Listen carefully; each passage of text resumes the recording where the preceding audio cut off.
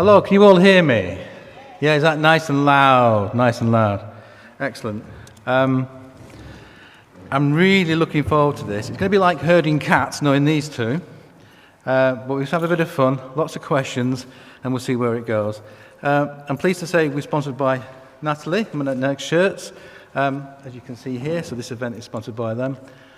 So what I want to do is just talk a little bit about their history and biography. A lot of you probably know about Joe and Alan. So, Joe Cornish, obsession with photography, started as a fine arts student after graduation in 1980. He worked as an assistant in Washington, D.C., and then in London before becoming a full-time photographer in 1984. As travel and commercial printing boomed during the period, Joe became an innovator in colour, travel and landscape photography, contributing to numerous books, book covers, magazines and articles. He also started as a freelance artist working for the National Trust, which I think you still do, Joe. Moving to North Yorkshire in 1993 allowed him to develop his landscape practice, which in turn led to a publishing and gallery business still running today and based in North Allerton.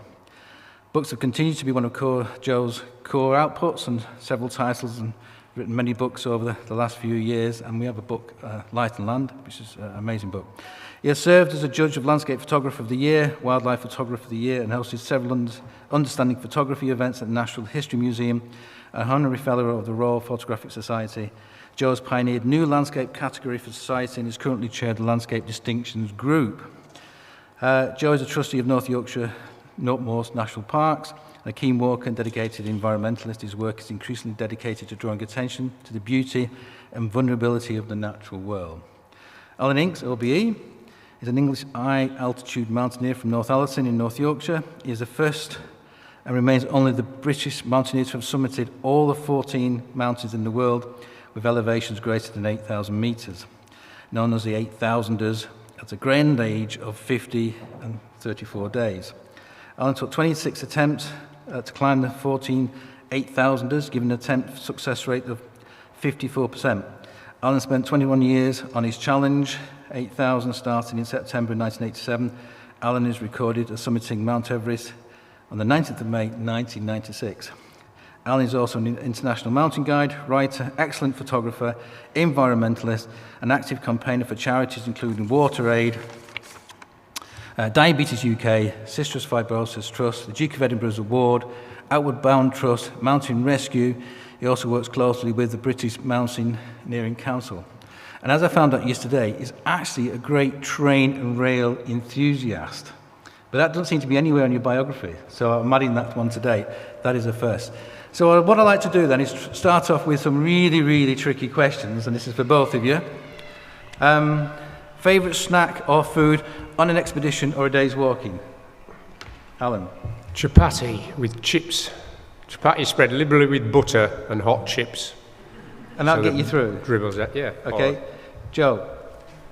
Granary bread, butter and peanut butter. Okay, good one. Essential bit of kit or clothing? Alan? Well, a head torch often comes in handy because it gets dark at the same time most days in those sort of latitudes, as opposed to here, it's daylight till 10 o'clock at the moment, so a head torch comes in useful. Okay, Joe? I just can't, it's all essential, unfortunately, all of that camera gear. I didn't carry anything unless I absolutely have to. Which bit of kit have you forgotten once? A tripod. A tripod? Yeah, that was, and these days it probably wouldn't be so serious, but when you're shooting large format film, it's very, very hard to handhold a large format camera. Okay, so, good one. Any superstitions or patterns or routines? Do you have a picture in a wallet you take on every trip? Oh yeah, I usually take a picture of my daughter, although now it could be my granddaughter as well, actually. That's what I usually took to the summit of a mountain. I'm proud to be a Brit, but I'm not particularly jingoistic, so I never took the flag of Britain. Is that called the Union flag or the Union Jack? And I never took the English flag and of St George, and I never took the white rose either of Yorkshire, because I'm a Yorkshireman. Because you can tell a Yorkshireman, can't you, folks? But you just can't tell him much. Okay. Joe, same question. Yeah, unfortunately, as a non-native Yorkshireman now, I wish I could say that I took a rose with me everywhere, a red rose, but no, a white rose rather. Careful what I say there. Yeah, exactly. Yeah. I'm not at all superstitious, I'm afraid. Okay. Yeah, very evidence-based. Okay. Preferred map, Land Ranger or Explorer maps? Well, I better say Ordnance Survey, because I'm an Ordnance Survey champion, which means sort of help promote them. But yeah, I mean, Ordnance Survey maps are what I was brought up on. I'm a geographer, went to Northallerton Grammar School, and I'd say even to this day, I still love reading maps, whether it be the 1 to 25 or the 1 to 50, or even the, what they call it, ones you were talking about, the Harvey's ones, which I think are 1 to 40 sometimes, aren't they? Can't beat an OS map. You go to other countries and you realise their maps are crap compared to ours. We've got the best maps in the world. Invented in the 18th century, wasn't it, by the Ordnance Survey. Try spelling that properly. Most people spell it wrong. Ordnance Survey or OS. Fabulous maps, yeah. Okay, Joe, same Yeah, question? agreed. They're the best maps in the world, without a doubt. And I've spent a lot of time in other countries looking at their maps and feeling slightly superior for being British, which isn't always the case, I must say, but it is when it comes to map making. I use both 25 and 50,000 scale. Yeah. The 25s are obviously great for more fine-grained detail, especially in really hilly country. But in terms of planning and visualization for photography, the 50,000s are actually generally a little bit easier to read in the sense of understanding the topography in front of you. So yeah, both. And I've been to your studio in Great Ayton, and you've got maps on the walls there. You've got push pins, pretty much thousands of them for all of the locations and mountains you've been up. And Alan, do you have something similar? Not really, no. Do I have to lean forward? You can hear me anyway. Probably can't you? But no, I've just got racks of maps, if you know what I mean. There are, obviously you can get your maps on your phone now from the Ordnance Survey, but the problem is you're just looking at that little bit on a screen. So like you say, with what Joe does, having a huge map stuck on the wall, like they have in that hotel you took us to last night, they have the maps on the wall. I mean, it's fabulous to look at the whole area, and as Joe says, on a 1 to 50, or I'm that old that my maps are 1 to 63,360 something, Inch to the mile. 1 inch to 1 mile. So do you use GPS, modern technology, or do you just rely on map and compass? I usually just rely on a map. You shouldn't need a compass if you know how to map read. A compass is a last resort. But yeah, so dead reckoning with a map and compass. I mean, I've done GPS, but a bit remiss of me to say I'm a bit lax on it. Sometimes it could come in handy because you could find out where you are, I guess, if you were lost. And I've never been lost. Otherwise, I wouldn't be here, would I? I've been disorientated a few times, but I have never, ever been lost. I'm a mountain guide, I'm a mountain instructor, I am a geographer, and I've never been lost. I did hear a story once of some guy walking the Pennine Way with a map on a tea towel. A what? With a map on a tea towel. Oh, yeah. Oh, So- we can get them on buffs. And And he was headscarves using now that as and his everything, guide to get from, I think, Edale to the north of the Pennines. Best book written about the landscape besides your own? Best book written about the landscape besides your own? Joe? That's for you, Joe. My book isn't about landscapes, Yeah. it's about mountains. That I've ever read. That's a really, really hard one. I mean, my favourite book of all time is by Sally Mann, called Hold Still, and a big part of it is about the landscape. It's also her personal landscape. I think the best contemporary writer about landscape is Robert Macfarlane. Right. But I think my favourite book is Arctic Dreams, specifically about landscape, which is Barry Lopez. What about, Sadly died recently. About Galen Rowell? Yeah, Galen's very good. Yeah. Very good writer, great photographer, even greater rock climber actually. But yeah, He's American, isn't he? Yeah, that's a We slight don't hold drawback. that against him. No, but he's very, very good. But I would say in terms of a reading experience, Barry Lopez is phenomenal. Okay. Alan, similar question? What, for a landscape? Yeah, book that type? you've Well, written I that have probably inspired you. do remember Galen Rowell when I started climbing, because he did Yeah. fantastic shots of places like Yosemite and what have you. But there was also, was it Vittorio Sella, I think, an Italian that did photography in the, I can't remember, it was the 30s or the 50s, and he did a lot in the Caracol. Can I jump in there, Alan? Yeah. Yeah. So Vittorio Sella. Yeah, that's Yeah. it. Yeah. He was the official photographer of the Duke of Urbino's Abruzzi, yeah. or Duke of Abruzzi's, Abruzzi, yeah. so it's 1909. Oh, that was it. Yeah, it was Yeah. even earlier. But he did So- do some after that too. But some of his shots were amazing, weren't they? Yeah. Fantastic. Yeah. Yeah. Good stuff. I guess this is a question for Alan, but actually both of you might want to answer this, and this is based upon last night.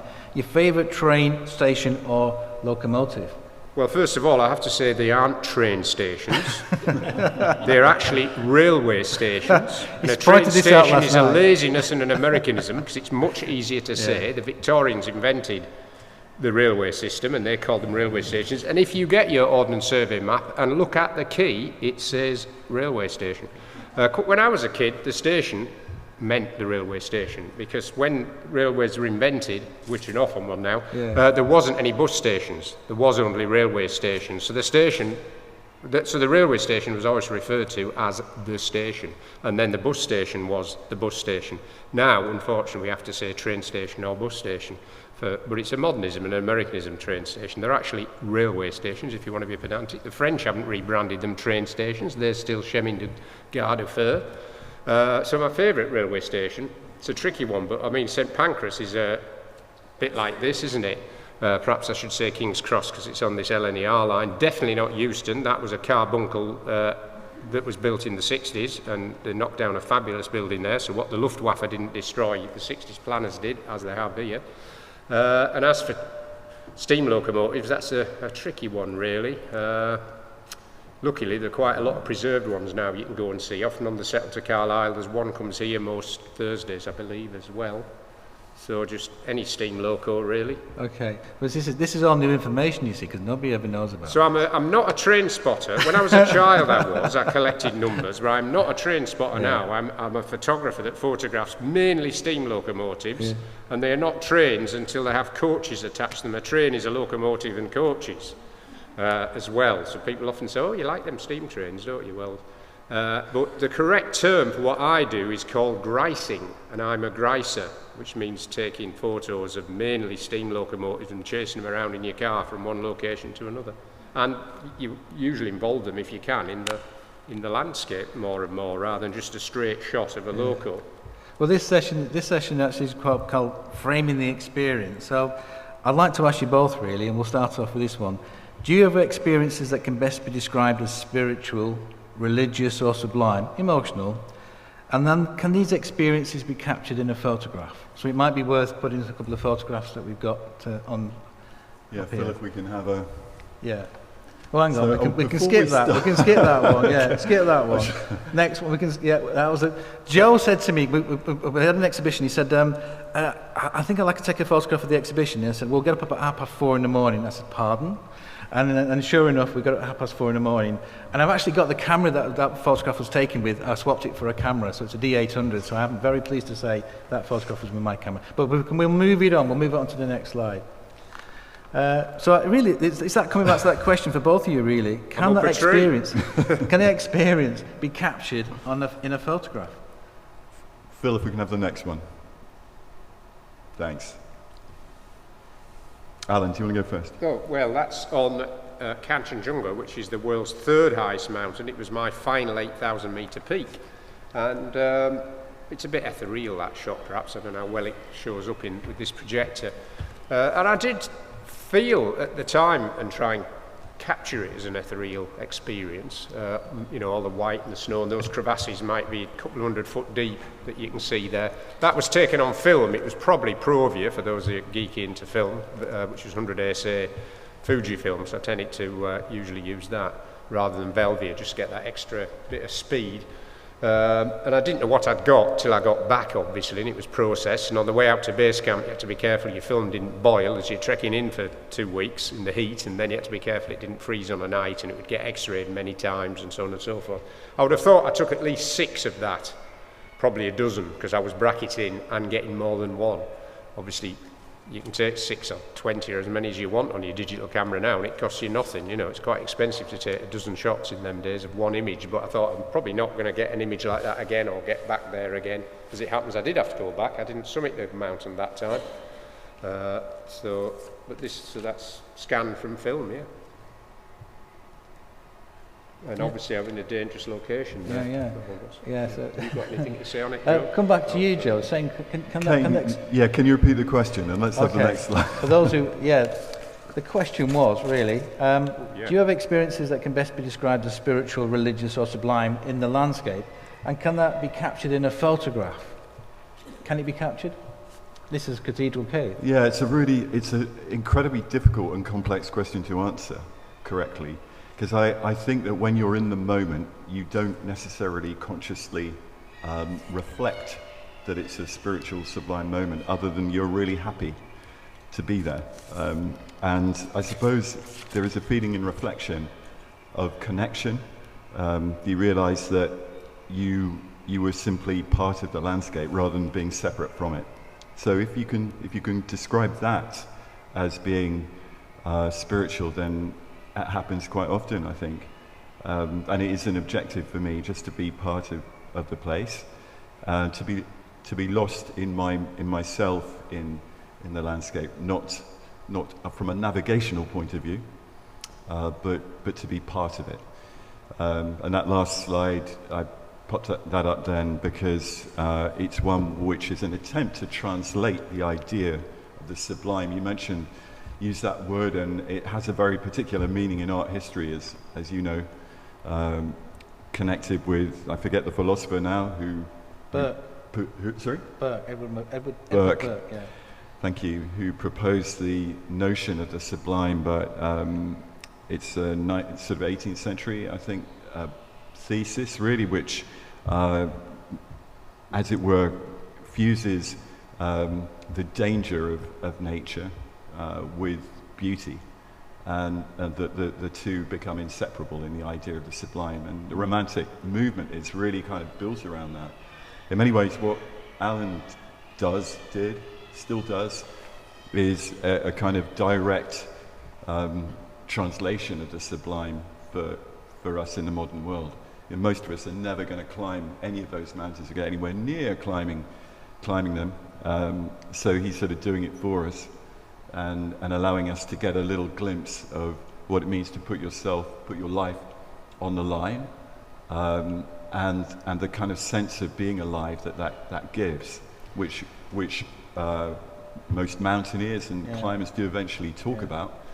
As their way of feeling completely 100% alive, which most of us perhaps maybe never reach that moment. And as to whether you can translate it photographically, you have to obviously leave that in the eye of the beholder, I think. But you're trying to, some of the time, for sure. And that particular picture, the one in the cave, which is called Cathedral Quarry, and I know you and I and John have been there together. It's a place that, I mean, if you imagine, it's carved out by human hand. And the reason, this is a very recent picture, it was made 3 weeks ago, and I was lucky enough to get there when there was direct sunlight falling on the pool in the bottom of the cave, reflecting onto the roof of the cave. And to me, that evokes, whether it's cultural reference or the idea of the cathedral, which is the name of the cave, making it spiritual, who knows? But well, when we were there, remember that a group of walkers came in and they started singing Jerusalem. They just started belting it out spontaneously, didn't they? There was a group of them. They did, and the acoustics are absolutely amazing in there. It's very powerful. Talking about danger, we were chatting yesterday about the 10%. You were walking across a snowfield or a crevasse, and you took a chance, knowing that you'd had a 10% chance that you could die. Can you tell me a little bit about that? Because I thought it was riveting when you told me that yesterday. Well, I sometimes do these risk management talks, and I have a maxim or whatever, or minimum, that no mountain is worth a life. Coming back to success, and the summit is only a bonus. And I had 27 attempts to do all 14 8,000ers, and I class that as 27 attempts. I'd sometimes come back and I'd be on Tyne Tees or look north, and someone like Pam Royal, bless her, who's just retired, would say, "Oh, Alan, you failed again." I went, "No, I haven't failed. The mountain's still there, I can go back. No mountain's worth a life coming back to success, and the summit's only a bonus." And you've got to be prepared to back off. Most people that try and do all these 14 8,000ers that I've done don't do them. The reason they don't do them is because they get killed. Or they pack in with 10 and live unhappily ever after. Most get killed on the, say, 12th, 13th or 14th as well. I also should add that no mountain's worth a digit. I often like to say that, because most other people that have survived and done all 14 end up getting frostbite and bits chopped off. And the first person to do all 14 was an Italian called Reinhold Messner. If you're not a mountaineer, you might not have heard of him, but he's a household name in Italy and a multimillionaire, but he's had all his toes amputated, so he can't wear flip-flops. So I'd rather not be a millionaire and wear flip-flops. So I've got 10 fingers and 10 toes, which makes 21 sticky out bits, including my nose. But anyway, about this risk level, so I sort of try not to take risks, but on my 13th 8,000, which is called Dalagiri, they're all written up in this book, by the way, which everybody has to buy because the doors are locked and you don't get out until you've bought one. And they're only 25 quid, and they weigh 1.5 kilos, so you can train with them. Value for money. So, yeah, anyway, I was probably telling Kane last night, so I got to within, some of these mountains took 2 or 3 goes, some first goes. As it happened, this one, Dalagiri, my 13th, I did on my first attempt. But I'm doing it lightweight, what's called alpine style, just me and a Nepalese mate, Pasang, doing it together, climbing as mates. And I got to within possibly 2 or 3 hours of the summit on a humongous snow slope, steeper than a house roof, with a 4,000 metre drop down to base camp. So it was dizzyingly, the exposure was dizzying, and I just felt this slope was going to avalanche. And I just thought, I'm going to have to turn back. And I said to Pasang, there's a 50% chance this slope will slide. I can't risk that, we've got to go back. And then I thought, hang on a minute. If I go back, it's really dangerous going all the way back to base camp. It'll take us 2 days of climbing down through really dangerous ground, chance of getting killed. Then if I make another attempt, I'm going to have to go all the way up through that dangerous ground for 2 or 3 days to get back to this high point, chance of getting killed. You've got rockfall, which is coming in like mortar bombs or snipers picking you off. You've got crevasses to go through. And so I thought, we'll get back to this spot, and there could still be that avalanche risk. So I thought, you know what, you might have to push a bit harder and take a bigger risk, because I knew I'd have to do them all. This is cognitive dissonance, if there's any psychologists amongst you. So I dug a little hole in the slope, and this is all at over 8,000 metres where you're dying. Humans can only live for a matter of hours at 8,000 metres, and that's because of the lack of air pressure and the lack of oxygen. You'll literally be dead within 24, 48 hours, no matter how good your sleeping bag is. And there's no chance of a helicopter rescue. The highest a heli can get is about 6,500 metres. But anyway, I dug into the slope and dug a little what's called avalanche pit to check the layers. And I could see the layers, the facets were unstable. It was going to avalanche at some point. But avalanche prediction is less, it's less authoritative, you could say, than meteorology, less accurate than meteorology. We know how accurate meteorology is. But anyway, I looked at it and I thought, you know what? I convinced myself there's probably only a 10% chance it's going to avalanche. So I said to Pasang, come on, matey, I reckon it's only a 10% chance. I'm going to risk it. Are you coming with me? Climbed across this slope. I was filming, and I remember on the voiceover I'm going, I'm SH1T myself here on this voiceover and panning down to the view. So got across the slope. It's all in my book, and there's a picture. And just before the summit, as I go up this steep snow and ice gully, come across a body, a bloke that's been there 10 years, just lying there. That does make you realise your mortality and realise it could happen to you. Get to the summit, have a couple of summit pictures, come back down, past the dead body, and then across this slope with another 10% chance of getting killed. That's what I'd accepted. Not happily, but accepted. Got back to base camp, absolutely burnt out, mentally and physically. And I thought, I must be getting a bit older. I'm as knackered as when I did K2, which had been, 10 or so years earlier than that. And then I remember I was at a press conference for one of my sponsors, recounting the tale like I just have to you lot, and I realised why I was knackered. Because mentally I'd accepted a 10% chance of getting killed. And there's no way you'd go to Scarborough railway station if they said, hop on board, 10% chance the train's going to crash and you'll get killed. You wouldn't do it. No one would accept. You wouldn't fly anywhere if they said it was a 10% chance you're going to get killed, would you? So for some bizarre reason, cognitive dissonance, I did accept a 10% chance of getting killed on my 13th mount. I may have been wrong. It could have been a 70% chance of getting killed. Could have been a 5%. But in my mind, I was prepared to accept, not 50%, but a 10% chance to get what I wanted. No way I'd do that again. Nothing would make me go back to Dalagiri or any of these 14 8,000s again. Nothing. Except money. I wouldn't go back for money. That was a joke. Can I bring Joe in here? I wouldn't go back for £1 million. But I know, Joe, there's been risk in your life as well, isn't there, up a mountain top? And I know there's been various accidents and incidents that have happened throughout your life. So it isn't all kind of easy kind of photography. You've taken some serious chances and risks. Yeah, they're different. There's no doubt about that. Because in Alan's case, I think the scale is so vast, and it's so, and the risk is so clear. We take one even more extreme example than Alan's. Think of Alex Honnold free soloing Yosemite, the El Capitan with no protection. That's on a that's just a bizarre interestingly, thing to do. but I mean, that was totally subjective risk for him. He knew his own skills, and it was up to him whether he fell off or not. I Absolutely. mean, to people even like me as a climber, I couldn't do that. But to a certain extent, I accepted a risk that was out of my control, an objective risk, which is the slight difference, if you see what I mean. Yeah, it's a bit like going into combat, and you never know when you're going to get blown up with an IED or mortar fire come down on you. There is always that.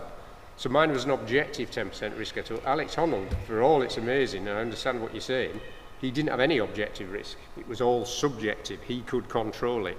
And so there was less risk for him, ironically. So Joe, would you take chances to take that photograph? Yeah, and I think given the fact that I've got probably less insight into those kind of risks than Alan. I mean, some of the climbs I've done on snow slopes, when I've felt they were quite dodgy, for instance on Buccaletti Moor a couple of times, I've crossed a slope where I've slipped and had to self-arrest, with an awkward big camera pack on my back and a tripod, and and then I remember that very same slope avalanched the following year, and three experienced mountaineers were killed on it. So I'm not saying that meant that I was lucky. I might have been, but the other thing is that photographers, I don't know if it's just me, but photographers are always looking for a different angle, and in order to translate your own perspective on things, you tend to push things to the very, very limit. So there are a lot of occasions where I'm suspending my tripod over what is a not very sensible slope, and it's not because of a willful desire to take risks. It's just the desire to try to create a new view, a new perspective. So is that compelling? You can see a ledge. For this, I guess, for both of you, and the vista from that point is going to be fantastic. You either make a choice about going forward to take that photograph, or you step back. And now there are instances for both of you where you've decided the risk is just too great. I'm just going to leave that. I'm just going to leave that photograph and just take it enjoy it as an experience. Yeah. Yeah. Sure. There has to be, yeah. No, as I said before, I had 27 attempts to do the 48,000, backed off, K2 took me 3 years. I dedicated or donated 3 years of my life to do K2 on 3 consecutive expeditions. Yeah. 2 of them were 3 months, 1 was 5 months. And on the second one, which was 5 months, Britain to Britain, I backed off 5 hours from the summit because I thought the slope would avalanche again. Mountains worth of life coming back to success, and the summit's only a bonus, so I did back off 5 hours from the summit, that close on a trip, 5 months, Britain to Britain. But 2 Spanish climbers from another exped, I was solo climbing at the time, cracked on. They didn't take heed of me, not that I could have persuaded them, and they were separate entities, they could do what they want. And they cracked on, and I thought, I might have been a bit of a wimp here, perhaps I should take greater risks. Slope did avalanche, one of them was killed, the other survived by the skin of his teeth, but ended up having all his fingers and toes amputated through to frostbite. So, you've got to be prepared to back off often, and particularly if you're up at 8,000 metres in what's called the death zone, because, as I mentioned before, humans can't survive for long. There's no helicopter rescue, no rescue teams. And people ask me, where do I train for the death zone? So I better push this in and say, where I train for the death zone? Middlesbrough on a Saturday night. You've got a 10% chance of survival. Anyone here from Middlesbrough have upset? Because I am only joking, Middlesbrough's lovely because it's Yorkshire, really. Joe, do you need a photograph? Do you want to bring a photograph up? I just thought if Phil can just show us the next slide, that would be good. Yeah. Just in terms of what Alan's been talking about. Yeah. I try not to take myself too seriously. No. But can I pick on both of you? I mean, you both spent a life in the wilderness, climbing mountains, and spent a massive amount of time by yourself and away from your family. Has that had an impact on the kind of life that you've lived? And are you conscious of that or thoughtful of that when you're about to hit a trip or you're about to go up a mountain? And I know your family's here today.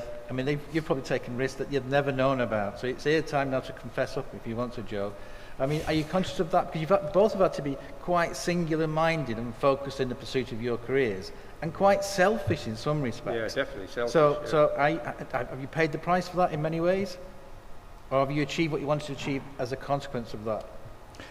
If I go first, I think it's a balance, of course. And I think when my children were younger, I didn't probably do the things I might have done if I'd been single, and so on. And also some of my contemporaries at that time were traveling globally a lot. And I mean, I didn't feel envious of them in that, you know, because I had something else to enjoy and worry about instead. But it's probably the case that since children are older, that I feel freer to do more now, which is a real sort of fudged way of saying that I've achieved a successful balance, which I'm not saying I have. I mean, it is a very selfish occupation, but it just comes with the territory, unfortunately. I mean, I think also that whereas Alan's focus is clearly very hardcore. I've done tons of other stuff. I mean, most of my landscape photography is not at high altitude. Hardly any of it is, in fact. And most of it is to do with the British landscape, and especially the north of England and Scotland. And is not high risk, really. That's not what it's about for me. Primarily, it's about trying to translate the beauty of nature.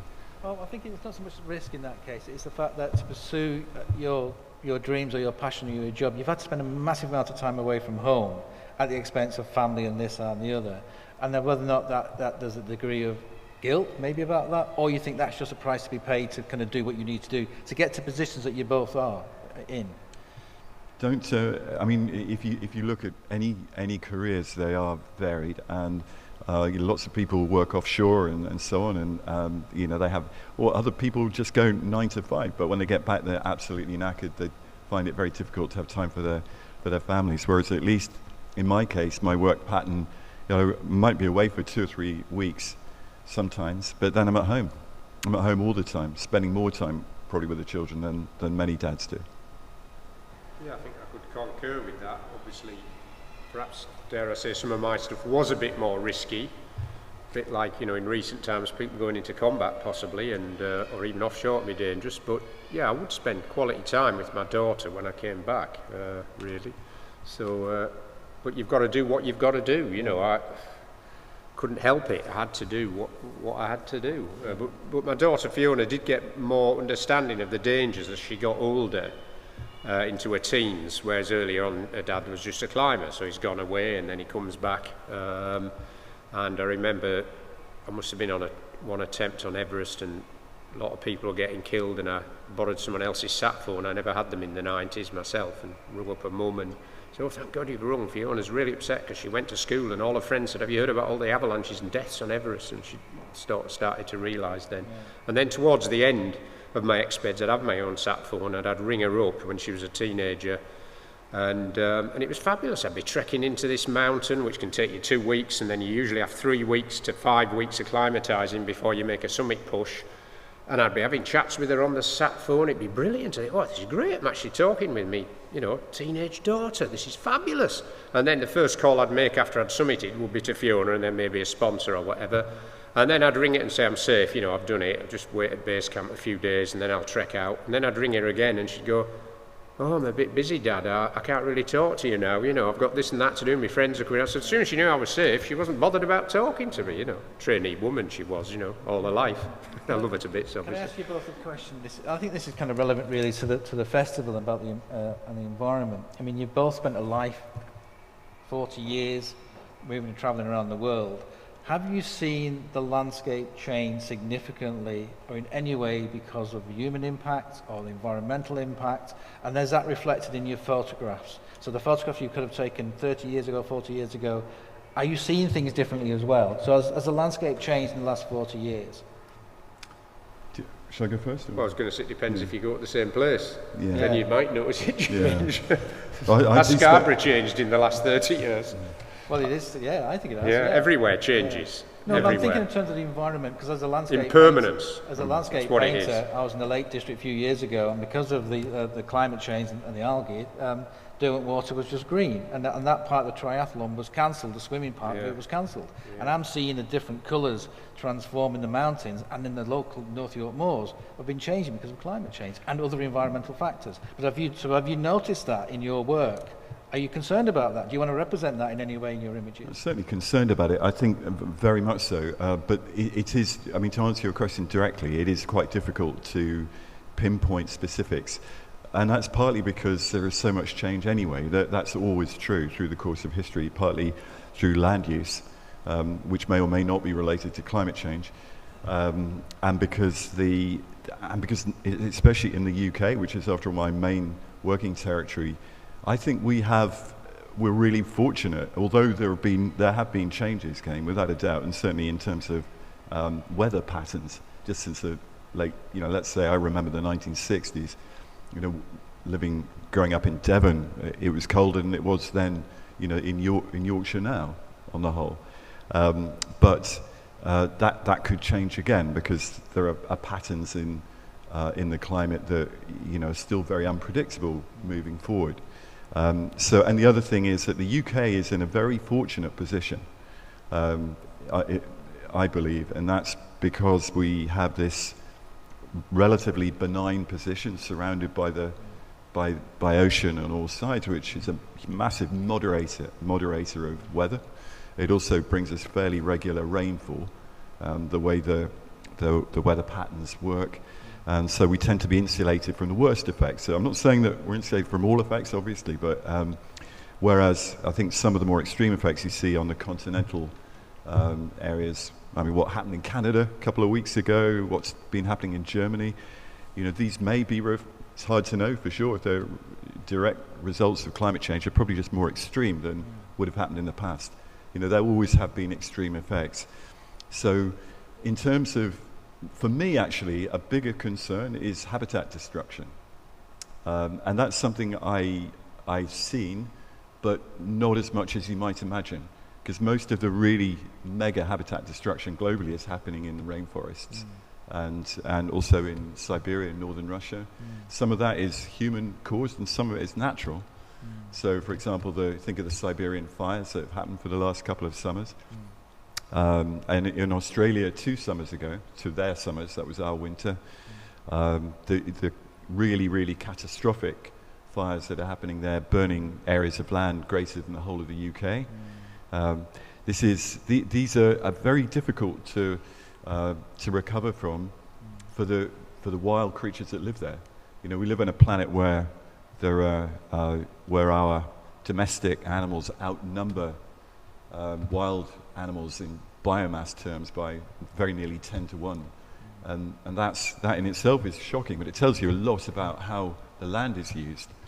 And that's only going to increase, unfortunately, in the years to come. So is there an anxiety about that? And kind of reflecting my photography, that's probably harder to say. But I would think it's something that's definitely affecting me in the background for sure. What about you, Alan? Because we've all seen photographs at the bottom of Everest where there just seems to be 1,000 tons of tents, and you see people climbing up Mount Everest, and it's just 1,000 people seemingly to be walking up there. So are you conscious of that when you're taking photographs? Are you after the view, and are you trying to tell a story, and are you thinking about aesthetics, or is there a different story there in terms of pollution, climate change, and population, people using those mountains in a different way? Well, Everest is a special case, and because it's Everest and it's a honeypot and it's Nepal. Obviously, there's the north side, which is the PRC, the People's Republic of China, Tibet. But mainly people focus on the south side, which is Nepal. It's Nepal's gold mine. They've got nothing else. They haven't got an oil well. Not that anyone needs oil now, do we? Apparently. And so it's Nepal has in a way Everest, but there's nobody in Everest at the moment, and there'll be nobody there probably. There might be somebody. What I'm trying to say is Everest usually is only in end of March, April, May, and that's it. So you might get a photograph of 200 people going to the summit. That's on one day. The next day there's probably nobody. The day after that there might be 30, because you might have 1,000 people attempting Everest. So they'll all go on that same weather window day, because there are only a handful of days you can summit Everest. But on the other 8,000ers there might be nobody. So Everest is a special case anyway, a bit of an anomaly, which is almost hardly worth talking about. But yeah, the landscape does change, as Joe says, really, and some people make it change, whether they're planting more trees, and sometimes the change is a redistribution of wealth from the poor to the rich, because they'll get subsidies to do whatever they do. In the lowlands, we're growing vast amounts of that yellow stuff. Does anybody eat it? Oilseed rape? No, it's turned into diesel, biodiesel for God's sake, or it's put into junk food instead of palm oil. And don't get me going on palm oil, I've avoided that for over 20 years, and that's what's causing the rainforest to be chopped down. But just the built environment, I'm a bit of an industrial archaeologist type photographer as well. So, you know, it started with taking pictures of railways and steam locos and things like that. The cooling towers are going to disappear. Let's get some pictures of them before they disappear. They were everywhere when I was a child. Everywhere, literally. Darlington had them, you know. There's very few cooling towers left. I'd get out there and take some pictures now before they're all blown up. Might we keep one? Who knows? But, you know, so things change all the time. It's impermanence, isn't it? The castles have disappeared, they're blown up, but we take castles for granted. You know, the Americans would give their eye teeth for them, I'm sure. I remember many years ago or several years ago, not that long ago, I tried to get some pictures of Ferrybridge Power Station. I thought, you know what, I'll just drive to Pontefract and see if I can get some from there of the Ferrybridge cooling towers. And so I just went to Pontefract Castle, which is just apparently still owned by the council, Pontefract Castle, and there's just 60 houses built into it. Now, it was knocked down in the Civil War and bits of it are left. And we just take things like that for granted. It's amazing, really, but change all the time, isn't it? And so I got these pictures from Pontefract Castle looking across the Ferrybridge when it was still working. I think there's only 3 or 4 of the cooling towers left now. I went there when they blew them up. I got invited to the blowdown, as it was called, a few years ago. So get out there and snap some cooling towers, folks, and any other things that before they're all blown up and changed. Can I ask this question again? This is both of you, and I think I probably know so for Joe, but for Alan, when you're taking a photograph, are you thinking about composition? Are you thinking about form? Are you thinking about telling a story? And there's a photograph you take in the camera. Is that the photograph that we see, or is there a bit of post-production in that later on? Me first? Yeah, go on. Yeah. Okay. I think it's all of those things. Yeah. I think first of all, I genuinely think the best photos are the ones where you just, something catches your eye. Yeah. And that instinctive feeling for a place, it might be to do with the space, the form, the shape, colours. Sometimes things come together really fast, and sometimes it takes ages. Some people can do it, like you, and you know, there's a few other photographers I know, a couple of press photographers I know can make a good picture out of something so it'll be used and look different. But some people just can't do it. Someone like you can just do it. I've been out with Joe, and I just can't believe sometimes how he'll get that picture. So I've learnt a lot even going out with him. You know, some people have. But I think you can train it in people a bit. I better say that because you do train them in it. Go on one of his courses and you'll learn how to do it. Yeah, it's a funny one. I mean, I think the beauty of all art is that people see differently. And the difficulty for most photographers, enthusiast photographers, is that they're too busy trying to make pictures like somebody else. And we've all made that mistake, I think. And certainly I did when at an early stage of my career. I actually got asked to do a book series following Charlie Waite, my direct contemporary, and it was a square format series, travel guides to Italy and France, and I travelled around looking for Charlie Waite's, and it was really quite miserable, and I didn't really understand why. And it was only suddenly the penny dropped one day that I wasn't there to do Charlie Waite; I was there to do me, and it was definitely one of those revelations. That the point was to be yourself, and so in a way how you see is and how you translate that. If you're as instinctive as you can, and then of course there are other things that tie in. You mentioned storytelling. You can see a picture. I mean, it's fascinating for me reading about art because historically art is a very well developed cultural medium which is understood by scholars, by the general public, whereas photography, we don't have that same culture surrounding it, and yet it's exactly the same in lots of ways. You know, you describe a scene, you illustrate, and there's an element of it that is pure description. In photography, it looks like it's just pure description, but it isn't. There's still so much of it that's personal. The way you frame it, the perspectives, the proportions. And then post-production is part of that, because it's part of how you see, and part of how your imagination perceives things to be, but there's an element of how you want things to look too. You know, so that's undeniable. I think Robert Adams said that a good landscape photograph contains geography, autobiography, and metaphor. And I think good photographs do indeed do all of those things. I come back to that camera that I got off Joe. I rang him up about 2 weeks later and said that, Joe, this camera is rubbish.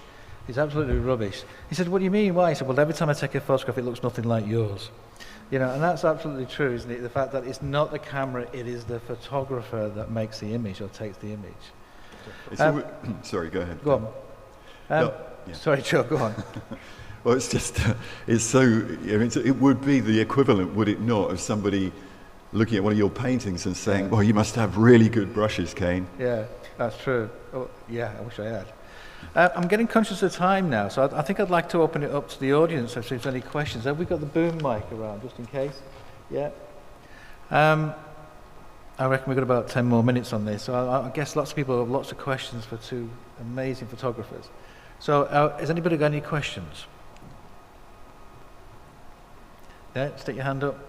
Yeah. Go on then. Paul. You want to whiz over there, please? Yeah. Yeah. Okay. No, but we need the audience to hear you as well, yeah. Yeah. Joe, you were just talking about you don't want to be somebody, copy other people's photography, basically. But don't you find that through a photographic career, you tend to look at so much photography, you get inspired by certain people's works, and then do you think that we develop our own style based on that mixture of everybody else? Yes. I mean, yes, it's a very good point. And I think that, in my case, I would say that I mentioned Charlie Waite earlier, and I think that that's, he and Ansel Adams and Edward Weston and David Munch and Galen Rowell and Peter Dombrovskis and John Blakemore, and I could go on, all influenced me personally as photographers. But then I also think that Turner and Constable and Poussin and Lorraine and Renoir, and all these great painters, also a part of my personal history academically, and their ideas and their emotional attachment to the land are still there as an influence, albeit I'm not trying to copy what they did. I think there have been a few photographers, and particularly David Munch, whose style I wanted to emulate, but fortunately for me, he was working in the United States, whereas I was working in the UK, so I was able to rediscover the landscape in a way through that language and then gradually develop my own sense of it. And I had the good fortune to be paid to do my work most of my early part of my career, so I got loads and loads of opportunity to practice. I think that it is a complex issue. Picasso said that, I'm sure he wasn't the first to say it, but that all artists borrow and great artists steal, and that's the difference. So if you own what you do, in a sense of you may, as Picasso did, be inspired by other painters and sculptors, but to actually then translate it through his own imagination, then it transforms the process into truly your own work, which is kind of plagiarism free, if you like. And it's not that everybody has to be original. That's a really, really tough thing to do. But I think that we all want to speak with our own voice, ultimately. Alan, do you want to pick up on that? Do you know? Well, yeah, I think it's the same yeah, you do. I think when I think how my photography developed from, I guess I started when I was 11 with a 127 camera, probably an Ilford black and white, and then I went to the Thalac Grammar School and started processing my own black and white, and we'd go trips like to York doing photographs, but a lot of my stuff was trains at the time and steam locos and things like that. And there was a photographer called Eric Treacy, who was the Bishop of Wakefield, and he took these really powerful steam loco shots, but he always took what was called a three-quarter view, the loco and the coaches, but got very powerful shots. And then in the 60s I heard of a photographer called, I think it was Colin Garrett, who did more black and white, but more the steam loco was in the landscape, and usually an industrial gnarly landscape and grey, and usually would probably use HP5 or something like that, really grainy black and white film. And so that influenced me, so I tried to not get a picture of a steam loco then, but get a picture of an industrial landscape with a steam loco in it. And then all that developed into rock climbing photography. I always carried my camera even rock climbing. Now we often just carry a phone. And so I always try to develop different, like Joe, everything gets melded together until you develop your own sort of style. But that's the same in music, isn't it? Who knows, Led Zeppelin plagiarised the blues singers from the 20s. Well, they didn't really plagiarise them, but they were influenced by, I've forgotten his name now, but I'm sure you know what I mean. So it's the same in music as photography in a way, I presume. In anything in life, isn't it? Everything's been done, hasn't it? We can only meld things in our own way from things, yeah. Good, excellent question. Any more questions? Yeah, Colin, I saw your hand up first. Yeah. We've obviously looked at the macro outdoor climate and landscape. I'm just wondering if either of you find inspiration in the micro domestic kind of scene, even your own living room perhaps. Well, I was going to say, I don't know, I don't use macro lenses much, but on my Facebook page there's a close-up of a frog which is just coming out of my drain, so I have been known to get down and close with animals that won't run away from me, which is frogs and hedgehogs and things like that. Obviously you can do it with inanimate objects as well, so sometimes it is interesting doing that sort of photography, a bit like still life, is it, I suppose. And I did a little bit of that with the camera club at Northallerton Grammar School, but it's not my forte. I'd rather be out there doing landscapes. But have you done much of that? Yeah, thanks. So I'm not in the house. I mean, occasionally I'll get the phone out and point it at a glass on the table when there's interesting lighting coming through it. Yeah. But I mean, mostly I'm sorry, I'm not sure what's happened to this slideshow, but there was a nice detail earlier. You may have noticed one or two other pictures. I often work quite close to the camera, and for me that's actually really, really important, being able to focus on the small and the abstract. So yeah, you have to ignore that slide that was up there of Fountains Abbey. And actually I'm always encouraging my students to look at the small details around them, because abstraction I see as a fundamental skill in all photography. So to be able, because in a sense all photography is an abstraction from the world around us. You know, it's a quoting out of context, as it's sometimes described. And so the closer you go, often the more difficult it is to locate something in its space and in its context, and that therefore makes it more interesting and mysterious. This picture was made, it's basically a frozen puddle in Glen Affric. Come across it just walking down the track, intrigued by this whole area of frozen water, and after about half an hour of very careful observation, came up with this composition and made this picture, which unfortunately doesn't look very good here, but I can tell you it makes a fantastic print. And then one of the things I love about photography is I returned an hour later and it wasn't there because temperatures have risen, and part of the beauty of nature is it's so temporal or fleeting, and the beauty of it is meaningful in that way because of the transformations and the way that it sparks the imagination. So I think that what is small gives an enormous amount of inspiration and also teaches you relationships of form, of shape and line, texture, tone and so on, which ultimately are what all pictures are made from. And working close to the camera, and especially at a very close working distance, everything becomes very much just about the aesthetics rather than perhaps the more obvious storytelling elements. And that is really, really valuable as a skill, I think. Okay, thank you. Paul, do you want to ask to Paul there, please? Yeah. Hi, thanks, folks. I occasionally chase people off near Rosebery Topping who are trying to find out where Joe put his tripod the last time he was there. Otherwise, if I'm on the moors or on the shoreline between Saltburn and Whitby in the bits where the tide comes in quite quickly, I never see anybody.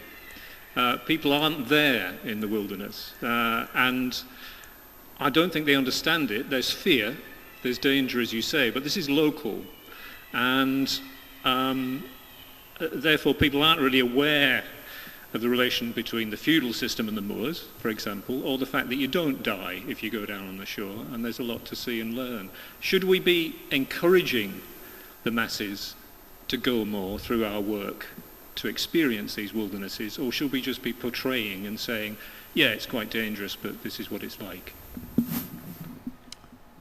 Complicated question. I mean, I think there's a lot of political elements to unpack there. I think that I do believe that people need to experience nature, and whether that would change us as a society, if there was more profound experience of it, I'd like to think so. But it also comes with its own challenges. You know, more and more people there are let's say down, I mean, if we take the example of Saltburn, if you go around the corner at Saltburn at Calbar Nab and get intrigued by the intertidal zone there, it's absolutely stunning. It can be amazing. If you go out there at low tide and on let's say a day of springtide and get absorbed in what you're doing and fail to notice the tide coming in, you could actually lose your life if you were foolish enough to do that, or inexperienced, let's say. And actually, sooner or later, that will be the result if you get lots and lots of people going down there. On the other hand, I really love the fact when I go down there, there's hardly anyone else ever there, as you're saying. If we take that example. And as to the moors, I think that's a really interesting question, because although most of the moors are fairly safe, there's still a few cliffs and there's one or two old mine shafts that you could easily get into trouble in. But the reality there is much more to do with land ownership and whether we should be encouraging people to sort of go off track, which landowners would obviously hate. Would it be good for society if more people took more involvement or understanding, or maybe question the way that we use that land? Because at the moment it's dominated by a very small number of people, who use it for I'm going to get a bit political here, but a very elite process, which is shooting grouse. And something like 50% of the Moor Plateau is used for that purpose. And I'm sorry if there's anybody here who shoots grouse, but I personally think that that's ultimately wrong and not really sustainable, and not the ideal scenario for a space that I think having public access to is really great. And to be fair, many people do get out and enjoy the moors, and I'm sure everybody here probably does. Should more people do it? I mean, I'd like to see more people falling in love with nature. I think it would help us greatly. Good stuff. I think we nearly come to the end now. Can I just say, looking at your photographs, Ellen, not a cast-nell chance would I ever go up to some of the heights that you've been in. They would actively put me off climbing those mountains. They just look so scary. Can I just say a big thank you to Ellen Inks and Joe Cornish.